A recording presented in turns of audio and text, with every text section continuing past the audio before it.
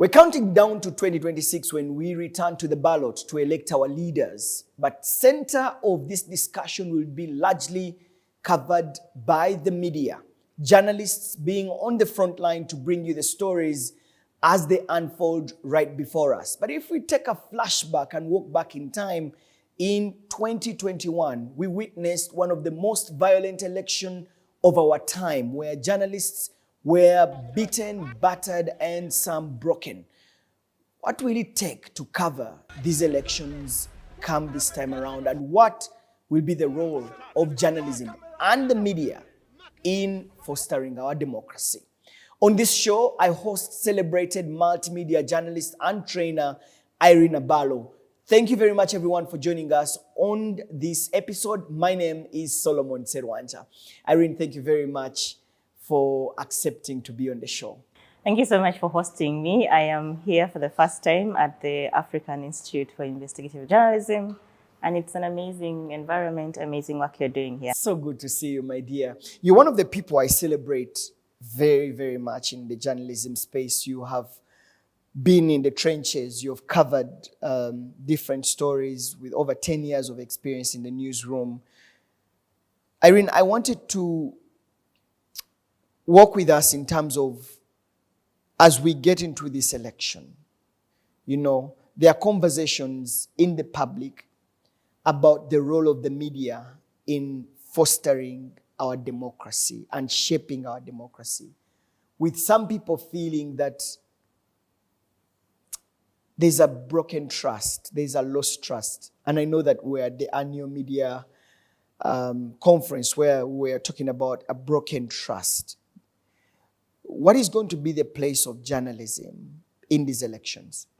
Thank you very much. So for me, elections started in 2011 because I joined journalism in 2007. So all the way 2016 and 2021 is where I was broken, like you earlier said.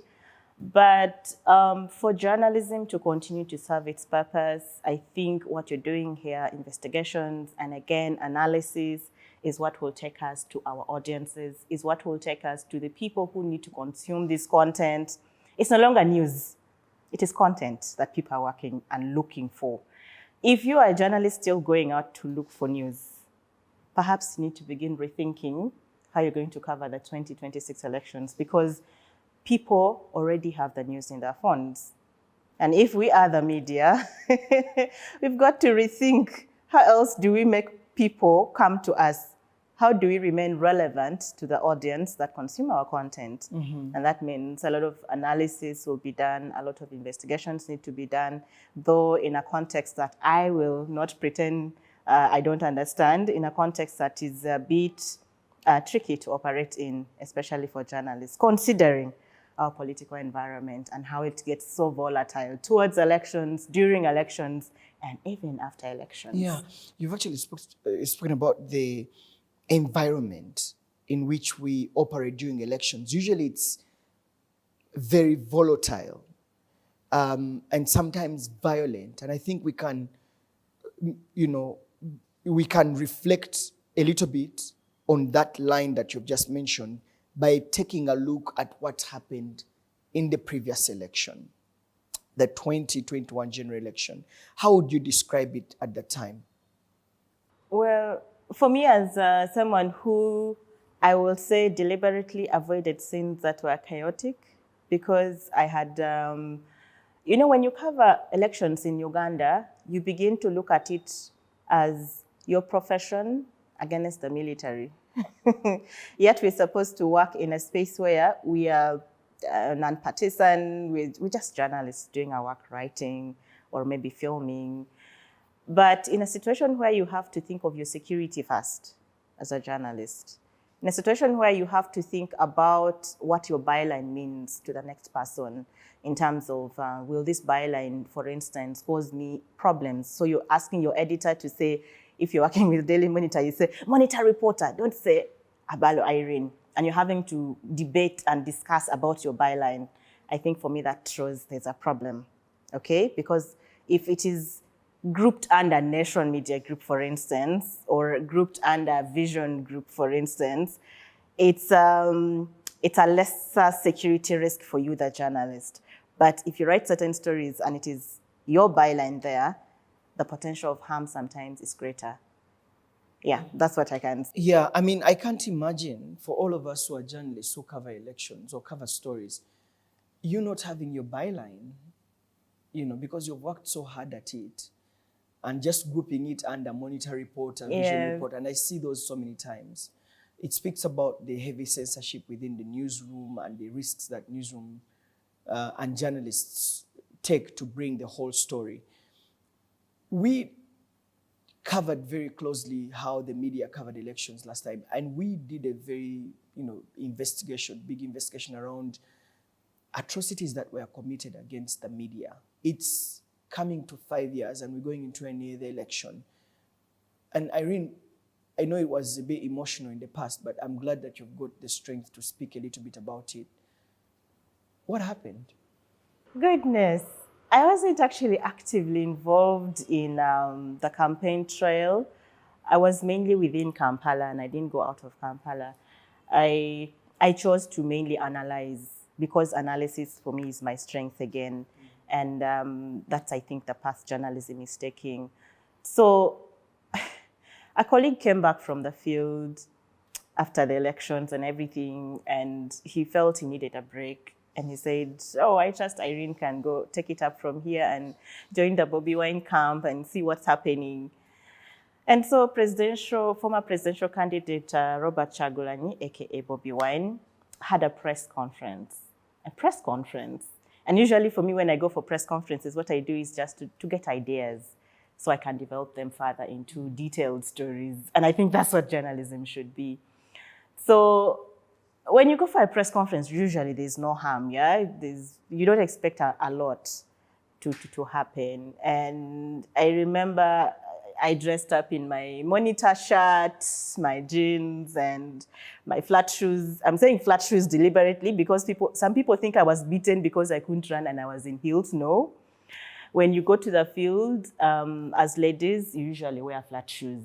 You don't go in heels in the field, maybe if you're going to someone's office.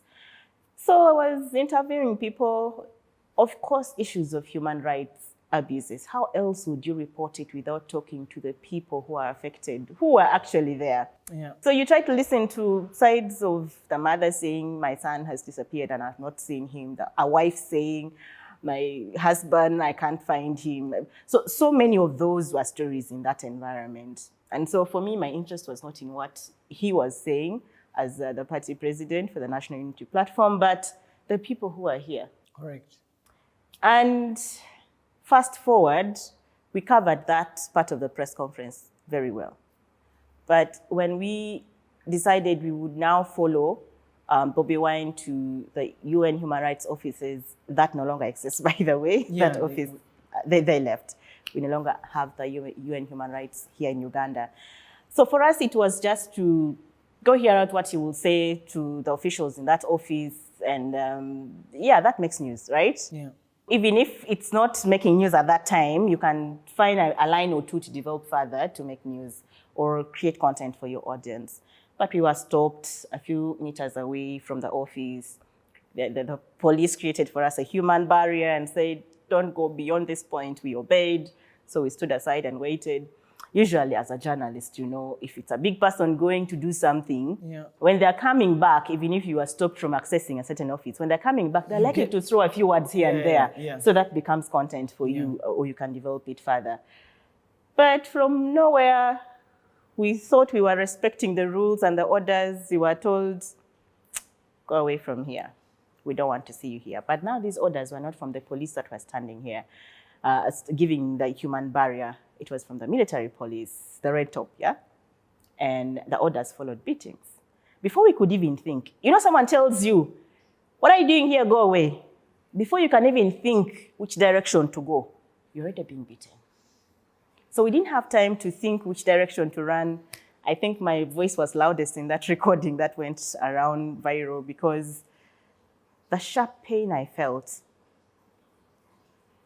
I don't know how to describe it to you if someone says they beat your bum and your jeans got torn.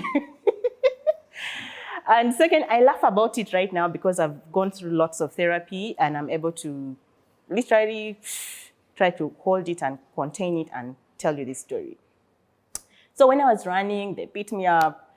And when I entered, I saw a driver, one of the NTV drivers passing by, and I told him to hold and let me enter the car. Unfortunately, as I was trying to enter the car, there was a pull and push between me and the officer who was beating everyone around. I didn't get to see the face because you usually see them dressed in a way you can't identify who is beating you, who is doing what. So they beat this leg, the left leg, beat the ankle severally. My God. And so I have ended up with... They beat the ankle? Yes. So I have ended up with a tissue injury from the 17th of February, 2021, from around 1:20 p.m. up to now. I have gone through surgery, I've gone through therapies, I've gone through literally everything you can think of to make this leg better because I need a healthy body to function as a journalist. So it's not just about the election. Even after the election, the issues that come are still a potential harm to us journalists. Because we thought, oh, elections have ended, whatever happened, happened. But here are remnants of elections, the human rights issues, the things that happened during the election. And because we're trying to highlight them, we're trying to report about them, we're trying to give them a bit of depth, as opposed to saying, Mr. Chagulanyi said, we're trying to give it a bit of context. And then someone thinks, yeah, this one we need to maybe stop them. Perhaps that was the thinking then. Yeah, and that literally destroyed your career for the better part of those years. I I had been in the media for 13 years by that time. Oh, this is my 17th year in the media. I had sort of like crafted how I wanted to do journalism.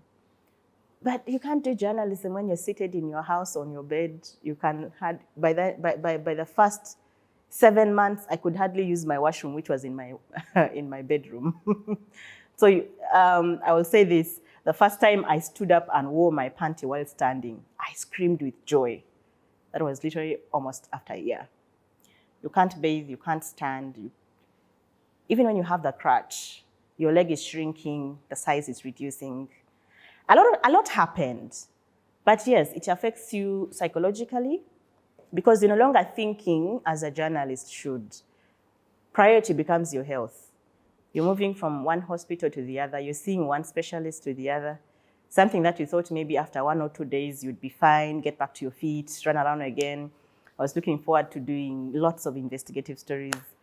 And by the way, that comes after my first investigative story that we competed with during the Uganda National Journalism Award, and I was runner-up after you.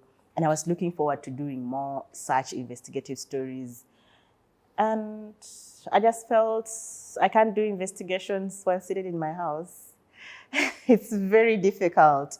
Even now, there are advanced tools that can help us do, say, online investigations and all that. Yes, open source. But it's different. You and I know that journalism is adrenaline running. You want to be there. Yes, you want to be there. So it's been different. I have tried to write a few stories here and there after that, but it's not the same.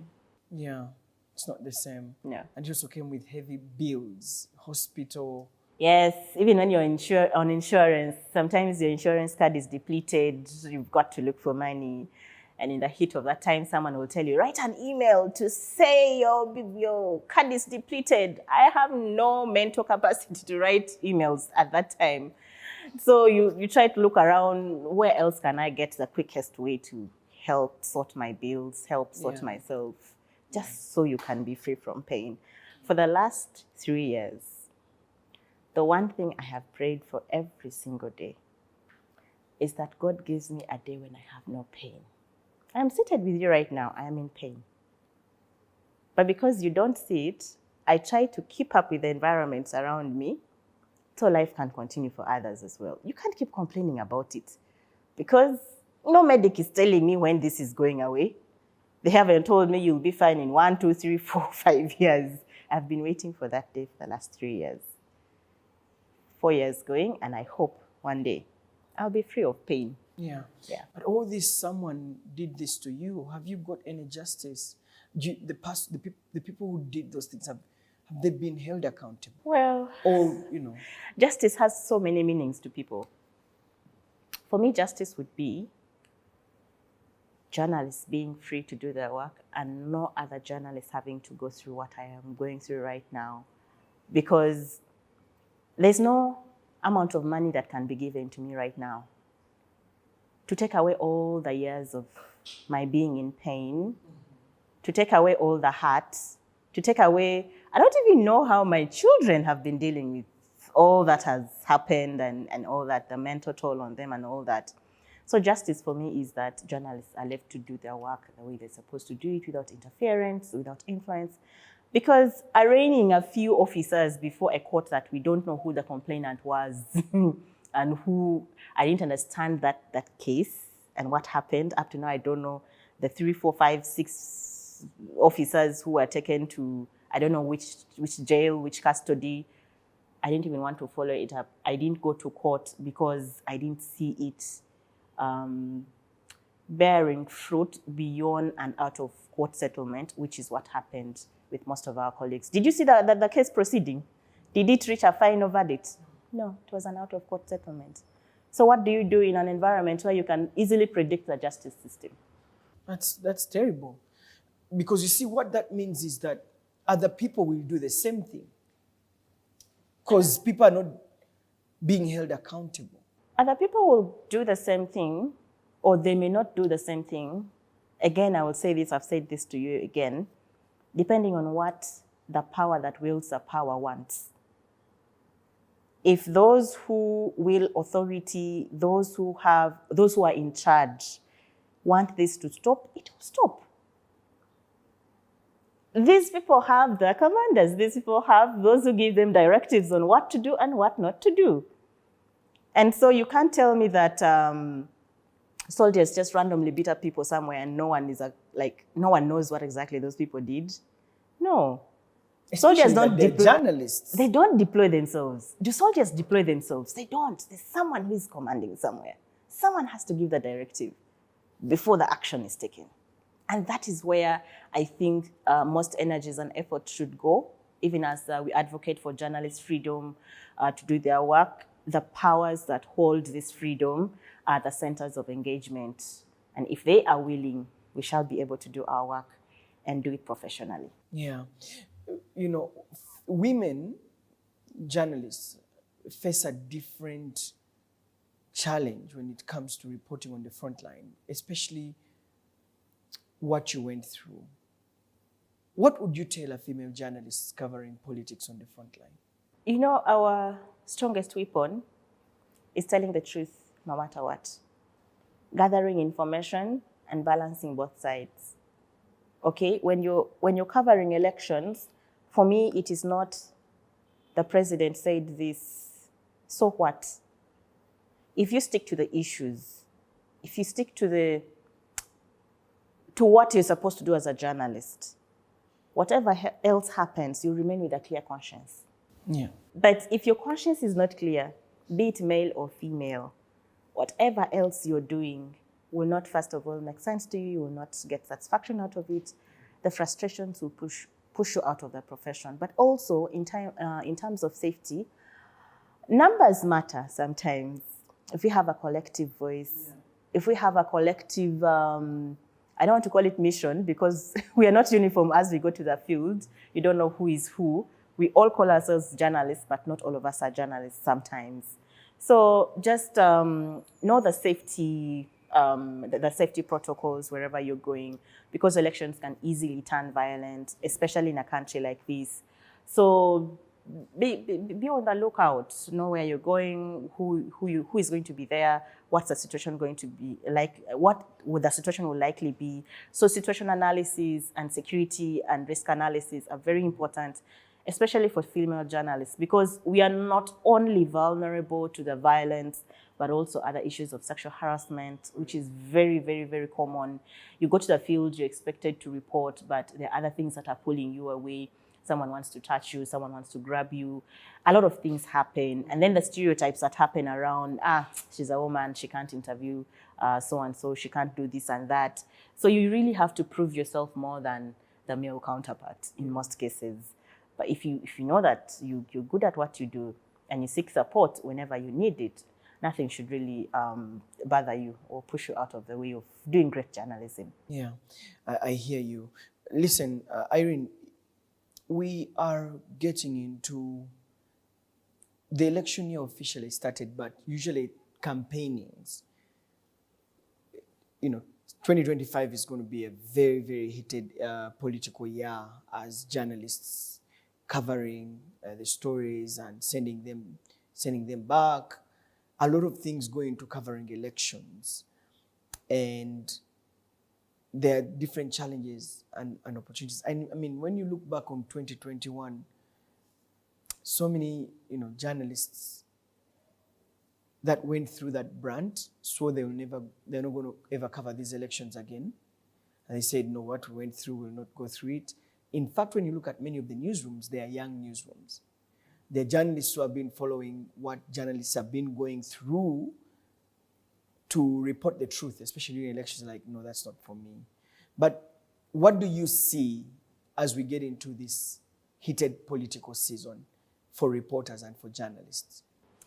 Well, in 2022, ACME did research that showed that most of our journalists, if you picked 10 journalists, only 2 of them are female, and the rest 8 and the 8 who are male are also below the age of 35.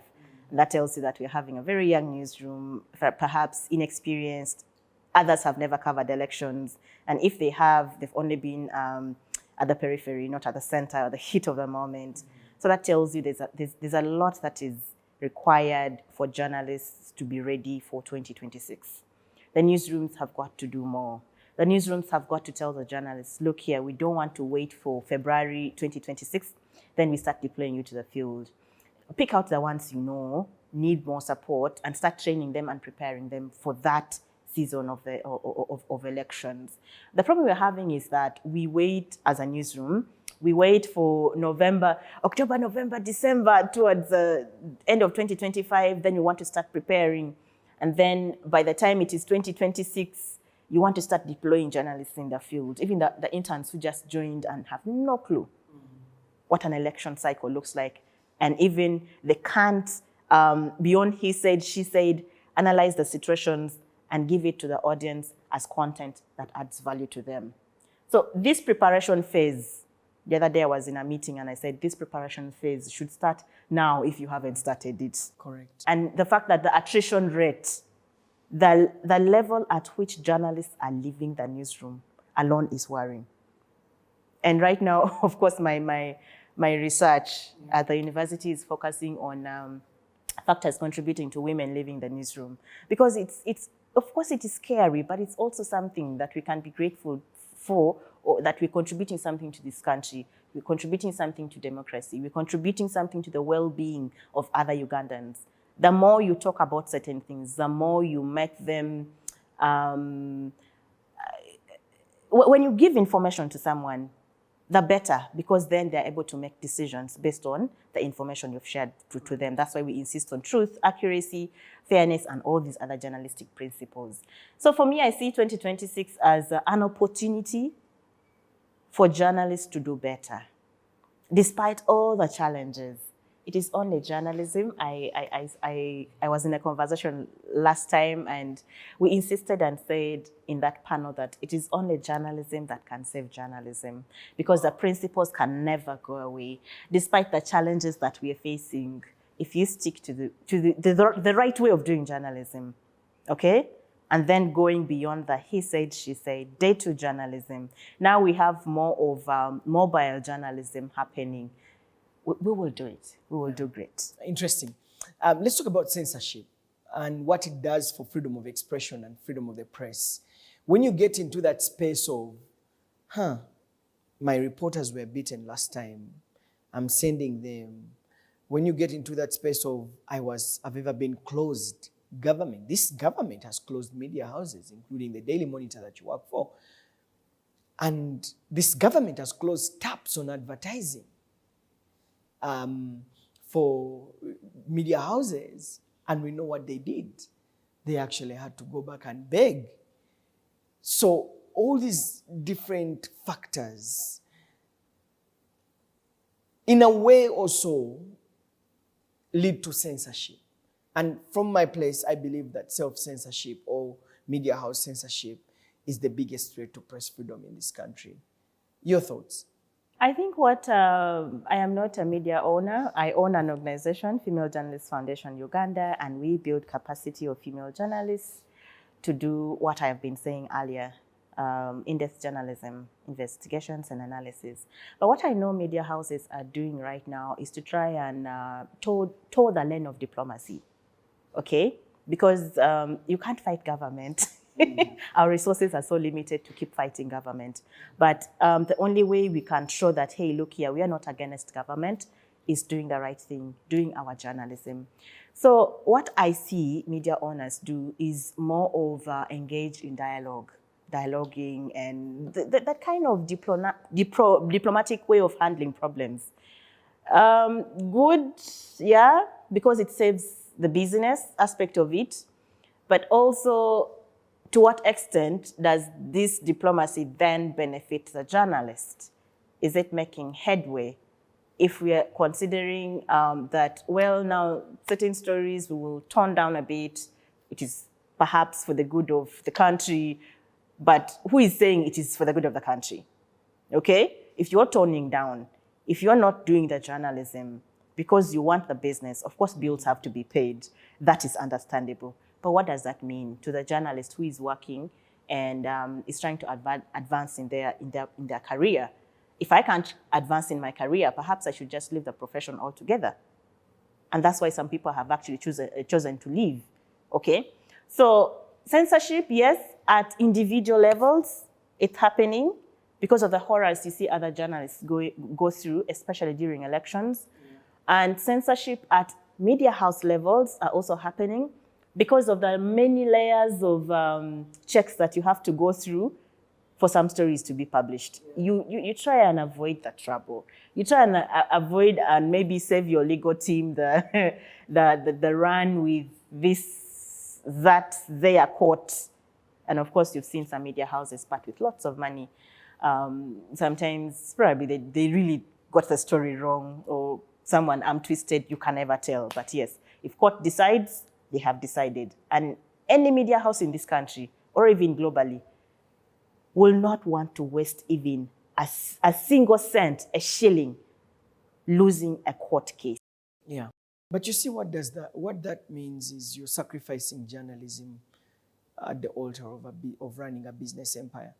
And because of that, then the public then begins to mistrust the media, because it's not reflecting what society really is. It is not. And for me, sometimes, right now I'm a sub-editor at Nation Media Group. Sometimes you're editing a story and you really tell the reporter, look here, this is not the story. The story is here.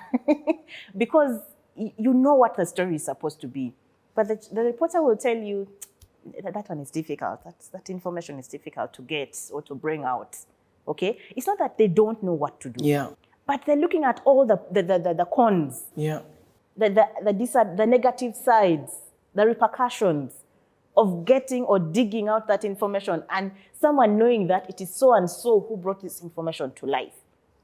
Okay, that is why we have journalists like Agatha Twairi now coming out and saying, hey, look here, I couldn't have made the impact I have made if I were in the newsroom, mainstream. My work wouldn't have gotten out anywhere. Because of the censorship we're having at the newsroom level, because of the censorship that journalists have on their work, you have the information, but you're thinking to yourself, if I bring this out, will I be safe? Okay? And then the media house that you're giving it to, say you're a freelancer, your privileges are very few. Maybe if you're full-time staff, the media house can back you up and you go as a team in that bandwagon, okay? But if they're singling you out, you and the editor, and leaving out the media house, you better be lucky that the media house will come and back you up. Yeah, no, I hear you.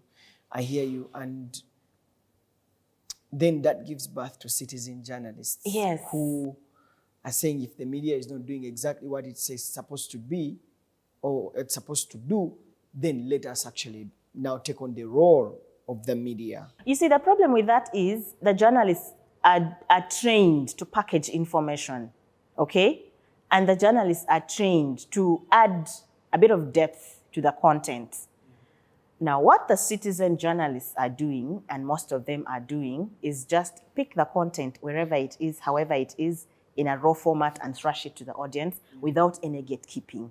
And this, we have realized, is causing news avoidance in some cases, because the content that is coming out is sometimes too raw that it is traumatic to the audience. Yeah. So if we don't get back to doing journalism that benefits society, doing journalism that adds value to the audience, well, news will perhaps probably just remain there.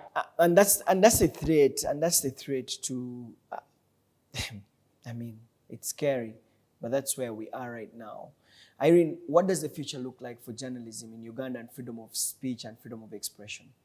I really want to be optimistic because we have a crop of very enthusiastic and energetic journalists in the newsroom. We just need to know how to manage them.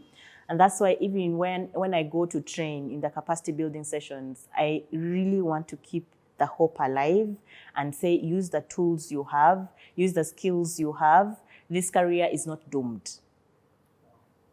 Because for so many years, we said the newspaper will die. The newspaper didn't die. It shifted online. We said perhaps now people are saying TV will die. TV will not die. It has shifted to the mobile phone. Okay? So it is now for the journalists to know where is the shift. Correct. And how do I fit in this shift? What skills do I need? Where do I need support? How do I unlearn what, there are people who have been in the newsroom for so long and they're afraid to unlearn. Yes, this is a time for us to unlearn some of the things that we've done for so many years and embrace the change. And perhaps with the evolution, we can find new ways and better ways of practicing journalism. You talked about the awesome tools that we have right now. Perhaps some things are no longer with the human, but are hidden somewhere on the internet, in a document somewhere. How do we then train the journalists to get the skills to get out this information and give it to the public and let them respond? I think that, for us, is a better way of doing journalism, as opposed to, again, I will say, he said, she said, expounded, explained. That's not where we are right now. Irene Abalo, thank you very much for speaking with us and sharing your thoughts with us. And we can't wait for you to, I don't know, we miss you in the field. Hopefully you can, I don't know, get the strength to come back. But thank you very much, Irene. I won't get the strength to come back. It's still a long journey for me because I'm supposed to go back for surgery again. But what I know I can do right now is to pass on the skill I have to another journalist so they can be better at what they do. And if there are many more Irenes out there, we can do more of the investigations and analysis and perhaps influence decisions, policies, and all that needs to be done for the good of the people, the good of the livelihoods of others out there, and for the good of journalism, the profession. Thank you. Thank you very much. Thank you for hosting me. Of course. I've been speaking with Irene Abalo, a celebrated multimedia journalist, sub-editor at Nation Media Group. She's also a trainer. Thank you so much for watching The Hard Questions. I'm Solomon Serwanja.